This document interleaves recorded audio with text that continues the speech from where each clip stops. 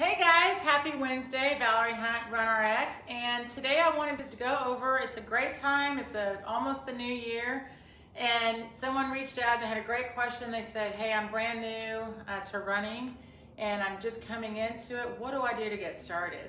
And so I wanted to say, and to him and to everybody, here's the greatest thing is, not only is it how do I get started, but how do I continue? How do I maintain? So I always say, whether you've been running never, or whether you've put in just hundreds or thousands of miles, all of us can benefit from skill, strength, and self-care, which is really what RunRx is about. And we start with the skill of the movement to make sure you're moving correctly. Then we add a strength so you can hold the movement, and then self-care, which is just what we either love or avoid, right? When I first started as a trainer, and this year starts my 31 years. I've been a trainer for 31 years. When we first started, I would say to people, stretch when you get home. We don't want to waste the hour, right? I had an hour to work out, whether it was the weight training or the cardio, whatever. And then we'd be like, stretch when you get home. Well, most of us do not. Maybe we do, maybe we don't. But what I've done is found a balance of how you balance the skill, strength, and self-care in addition to your running, so you don't feel like you're doing a ton of extra work. However, you want to know when you're running, A, I'm running.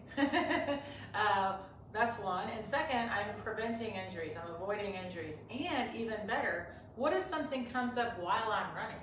Well, two things. One is if you have the foundation and the understanding of what is running, you might be able to correct it. And that's what all the goofy drills are about. And second is you always have access to come in to RunRx and actually ask the coach. So a lot of us have never thought about like having a running coach, other than maybe to get a program. Like maybe you've had like someone wrote you a marathon program or something like that, told you how many miles to run, but it's very rare that we think about, wow, I should have someone teach me how to run.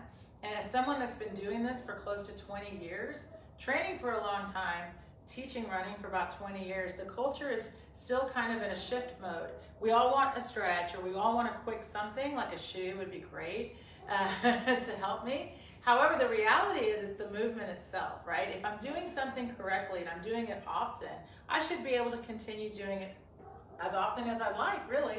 So for a lot of time, people would say, oh, running's bad for your knees, or oh, running hurts my, you name it, my shins, my calves, my whatever. And then I started to do video analysis. And again, I was coached on this. I teach what's called the pose method of running. And so when we started to look and see ourselves running and see other people running, we were like, oh, I can see now why I have this shin splint. I'm on the ground like 5 times longer than I need to be. Almost all running injuries happen on the ground. So our goal is to minimize time on the ground and enjoy our time when we travel, which is actually when both feet are in the air. For many people, when they first see their initial gait analysis, they're so shocked that they actually spend either no time or less than 1 frame in the air. And I'm like, just imagine, you're spending 8 to 10 frames on the ground. What if we put all those frames up? You'd be going that way. So it's an interesting concept. And then you think, well, why am I spending so much time on the ground? And this goes back to how I get started. Here is the #1 way to get started in your running training or restart it. And the #1 way is to think about running as running. And so without going into like taking too much of your time, I'll answer the question, what is running? Running is free falling, using gravity to accelerate, pulling our foot up from the ground in response to both ground contact and the body weight traveling forward. Now here's what's really cool. So the gait cycle ends up being pose. This is the optimal pose our body can use. We're balanced. In this pose, we're balanced. It's a shaky balance. We don't want to hang out here too long. That's why our knee is bent. Like if you were doing yoga, for example, and they always say things like, lock it out. Well, that's because they want you to stand there for a while. We don't want to stay on the ground. We want to use what's called muscle elasticity. Save your joints, save your muscles, reduces fatigue by like half. So my knee is bent. I'm in this great pose, figure four. It's often called the figure four. And what happens here is in the middle of your body is called the center of mass. All of you guys, every one of us. It's just a location, the center of our body. So I always say hips because it's an easier reference point. So gravity acts on this part of your body, your inner tube, and you just free fall. Gravity's always on, right? We just don't think about it. So if you just actually let go and do nothing, your body will go forward. And then you have two choices. Choice number one is the one I choose, and that's to pull my foot. Choice number two is the one the majority of people choose, and I used to, and that is they go like this. They fall, and then they put their foot down. And in running, I was taught this way as well. In the very beginning, someone told me I should push off my back foot and extend the front. Well, okay, if I do that, push and extend, right? So is this the running pose? No, and the problem is now I'm stuck here and I have to use my hip to come forward, and then that'll extend my foot. It's just a bunch of movement that we don't need. So here comes someone, I've never done this before, and you sound kind of crazy. Okay, so let's all feel this together. Today's my very first day to run ever in my life, so let's all do this together. Separate your feet, just as, and not very wide, just a nice small separation of feet, all right? Now I want you to just take your center, your body weight here, and just come forward slightly. What you should sense is body weight on the front foot, on the ball of the foot, all right? That's what you should sense. You're not doing anything, you just took your weight here. So what I should also feel is that as my body weight goes forward, my back foot weighs nothing. In running, in walking, but let's talk running, when you allow your body weight to travel forward, now remember this foot would be in the air, just there's no way I can show you that. But this foot's in the air. Your body goes forward. When you actually pull this foot up from the ground, it's unweighted. It weighs like, it's 2% of your body. Isn't that crazy? It's great. So then, if I allow that to happen, all right, so we're here, we're all stable on this foot. So here, my foot's unweighted. Take your foot and pick it up. That's called pulling. So I just took my foot and I pulled it up from the ground. And then I want you to just place it, it's not with a lot of weight, just place it on the ground ahead of you. Take your hips, shift your body weight forward, pull, and then let that foot come down. Hips, pull, hips, pull. So when you're walking, it's my first day to run, start by walking. I'm gonna go press my hips forward and then pull my feet. Either direction, doesn't matter. Body travels, you pull your foot. The fall is first. So if I'm just getting started in running, I'm gonna start first with that concept and understanding. My body weight goes forward, and I simply respond by pulling my foot. Now here's something, and I say this a lot, but I love to repeat it. Your body is amazing. And you have a natural blueprint for running, which means your hamstring knows what to do. It doesn't really need you to instruct it. However, we do want to develop strength, right, and elasticity, so that when we run, we have the ability to allow for that hamstring to keep helping us out and working. It's the main muscle we need in running for any speed or distance. So when people say, do I need strong muscles to run? No, because we're only using 10%, but should I strengthen my muscles to be for running? Why not? Absolutely. So that's important to understand. Same thing with muscle elasticity. What is elasticity? Well, try this with me. I want you to just stand here and do 3 hops. Could you feel that you actually bounced a little bit? That's elasticity. It's called muscle tendon elasticity, and we want to use that in our run. However, we don't want to go up and down, we want to go forward, but you have to strengthen and develop elasticity by doing hops. And notice the knees are bent. Now, if you stand on your heels, try doing 3 hops on your heels. No elasticity. So if I'm running with body weight back, it's not about anything other than where's my body weight. If you run and your body weight's back here, say your shoulders are behind your hips, then what's going to happen is you're unable to use your own body's muscle elasticity. Because if the foot comes out ahead of you, here's my body weight. Well, guess what? Momentum's still gonna bring my body that way. And so as the body comes over the foot, you're gonna miss the opportunity, unfortunately, to use gravity, and instead, you're gonna use active muscle contraction to move. So, man, that's a lot. So then let's keep it more simple than that. Here we go. So, my second day of running. So you're like, okay, I came back from my day one, Valerie, and I am pulling my feet everywhere I go. I'm at the grocery store pulling, I'm mowing the lawn, I'm pulling, but I'm not going anywhere. That's okay, because that was day one. Now we're on day two. So day two, I want you to practice pulling to pose. So you're gonna stand in place and do nothing. Don't worry about traveling. Just feel the hamstring pulls your ankle up under your hip to the running pose. So, 5 or 10 on each side, and you're connecting with this is what it is. And you're okay with that. Like you're saying to yourself, not only am I, you have to also think, I accept that there is a way to run and to pull my foot, because otherwise you really will feel kind of weird. But you're gonna really wake up your hamstrings. So in practice, we're using 100% hamstring. We're doing it.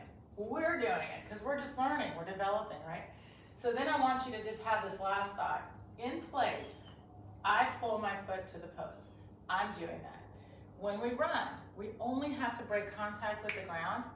The hamstring, it's been waiting all your life for you to let it go. And it says, I promise you that if you just do nothing but pull the foot, I'll finish the pull. However, you have to have a conversation by feeling that. So standing in my running pose, if I have the ability to use a wall to fall, that's the best. To feel what is falling, it is literally like it sounds. It's a free fall. What we're doing is we're redirecting. Our body is falling forward. Our foot is pulling up from the ground. So here's what I want you to do. Look down at the ground and take one foot and pull it up about halfway, like to mid-calf, not all the way to pose. Put about mid-calf. Now, ready? I want you to 3, 2, 1, pull, switch feet. Ready, pull, switch feet. Ready, pull. Ready, pull. Now pull quicker. Up, up, up, up. When we're using around a 180 cadence, or even a little higher, you're using what's called muscle elasticity. The knee is bent. But you'll notice I'm going nowhere, right? So here's what you've got to do. Look ahead. Pick a point ahead of you. Here's your gas pedal. Fall. What just happened? Hopefully what happened, or what you felt, was my feet were still pulling, but as soon as I started to fall, 2 things happened. One, my feet should have felt lighter, because why? Here I'm supporting all of my body weight. 2% as I fall, so it should feel lighter. And second, I should sense less work. Meaning, in place, you're the one pulling, you pick the height. It's you, right? You're the action. You're the captain of the action. When you release to fall, it should be a much quicker pull and release. Now, you're like, okay, whew, that is a lot to process. You're right, in 1,000%.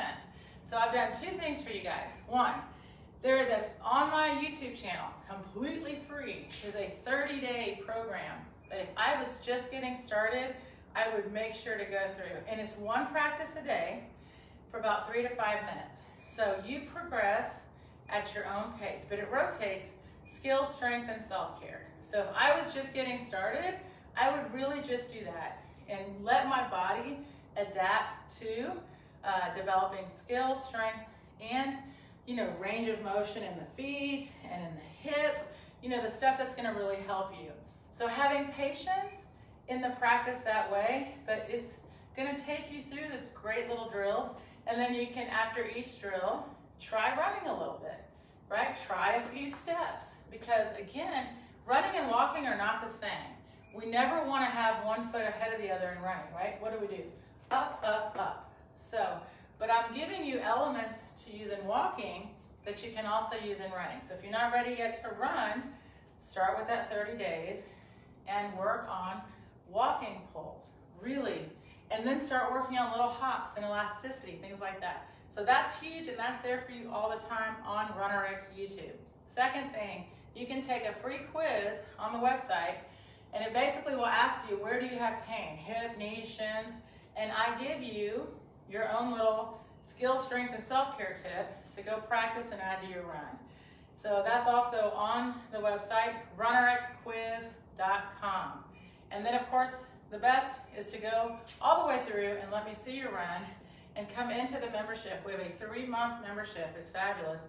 You get a gait analysis, you get daily practice, you get coaching, you get feedback, because the reality is to really, really move well is to have someone help you get there and make sure you're practicing correctly. But all those things are there for you, and I'm here every Wednesday, so I appreciate the questions, and I really do hope you get started on your running. Thank you, guys.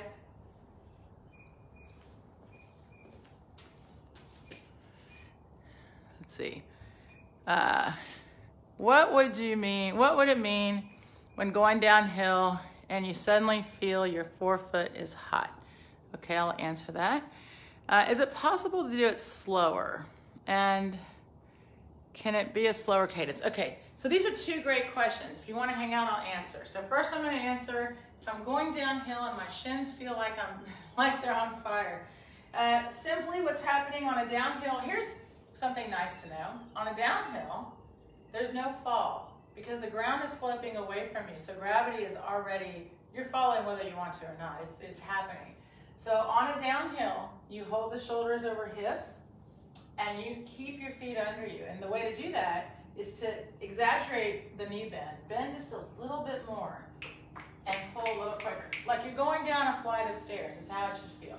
Up, up, up, up, up. And as the ground gets steeper, as I go down the hill, then I might have to pull my foot up a little higher if I'm trying to accelerate. If I'm just trying to go down the hill like hanging out, feeling good, keep it as low as you can. Up, up, up, up. Gravity is pulling on that other foot. Just guys, remember that. Once you pull the foot up from the ground, remember you're only pulling to here, granted, but the hamstring takes it here.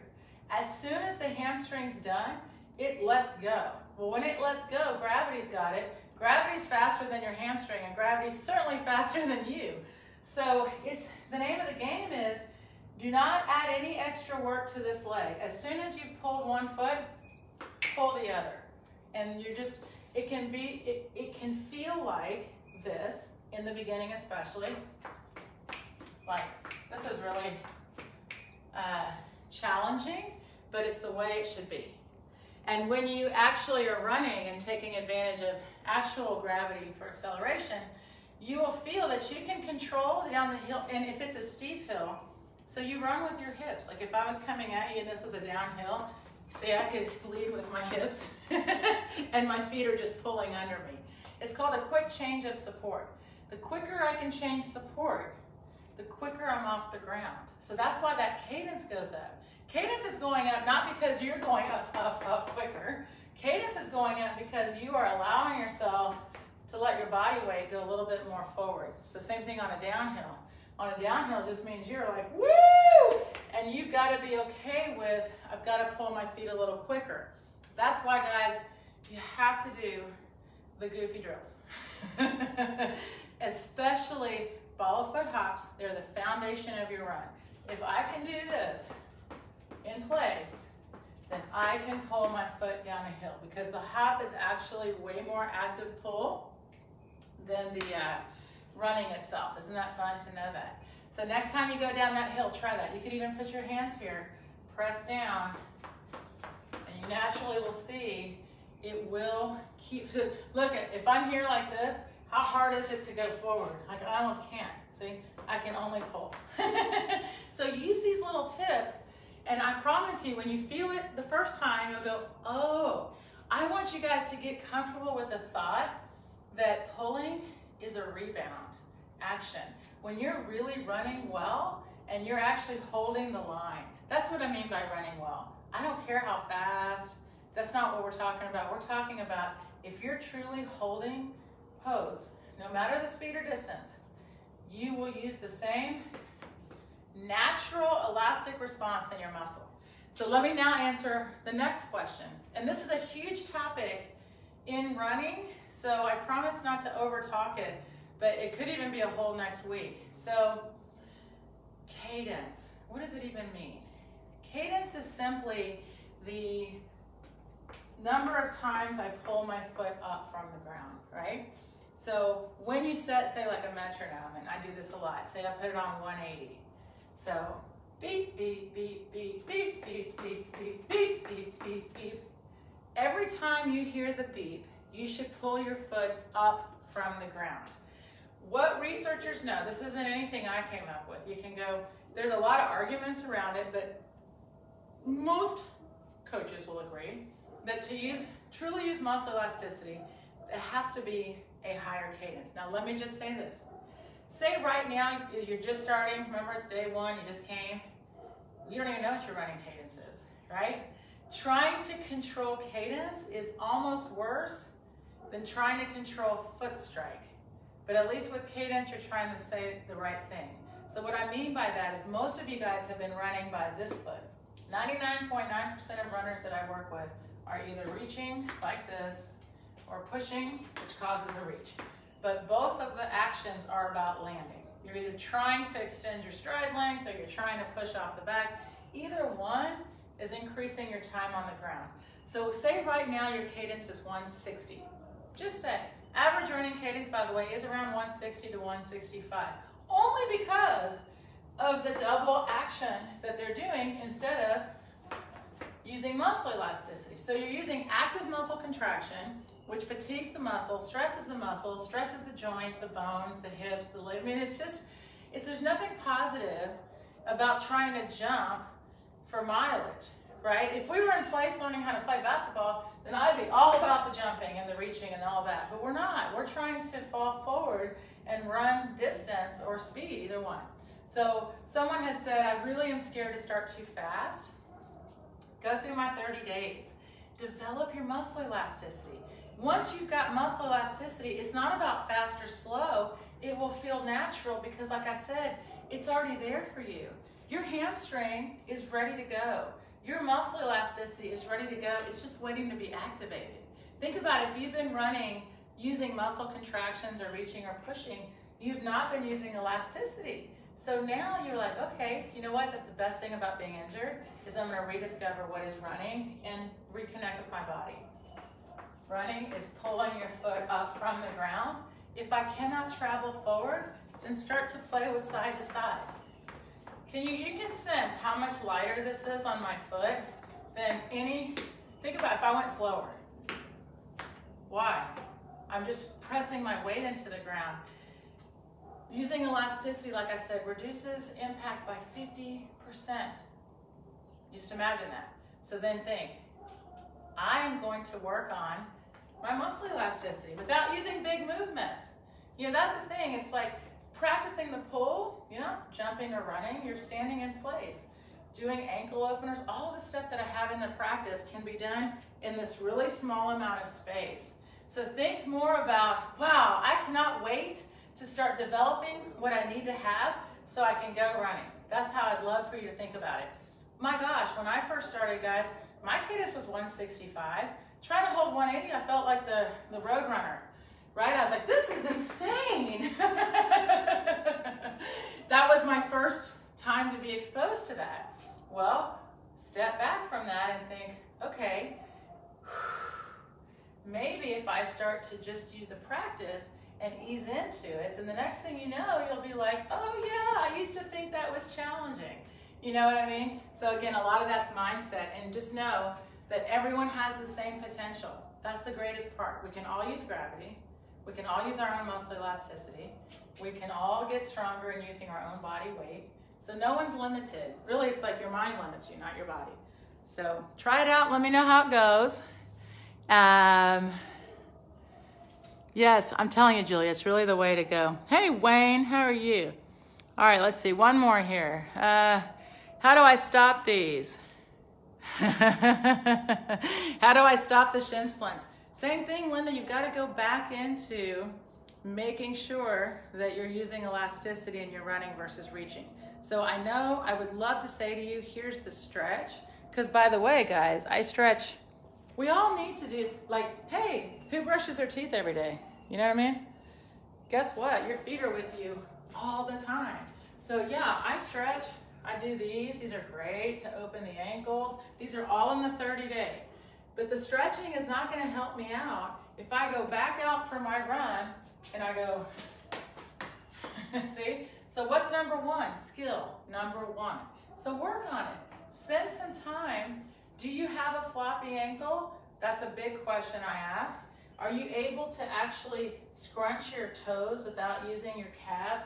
These are things you can play with in the practice. There's great questions in there for you. And actually, are you, when you run, what's your thought? Are you thinking about running? Or are you thinking about landing? That's what I'll leave you with. When you run, you go out for a run. Are you thinking, when you start your run, I know I am, where am I falling to? Here I go! And I just pull right off, or am I thinking, oh, I set my watch? Forgot. I'm just teasing. But instead of thinking about, I have to get there, be in the moment. Right now in this moment, I'm going to pull my foot and find whatever fall point is in front of me. I'm telling you, you'll start to shift, and your feet will be like, thank you. Shin splints are only from tension in the ankle. Somewhere you are putting tension in this front part. That's what causes the shin splints. So start to pull, and you will eliminate reaching. But just be patient with the practice and the progress. But honestly, it's well worth it. That's how I got into it. I used to have it all. You name it, I've had it, but not in years. Years and years and years and years. That's what's so fun about it. All right, guys, keep asking questions. And see you next week. Thank you. And take that quiz if you're hurting. Like I said, it gives you direct things to start practicing with right away. All right, guys, thank you.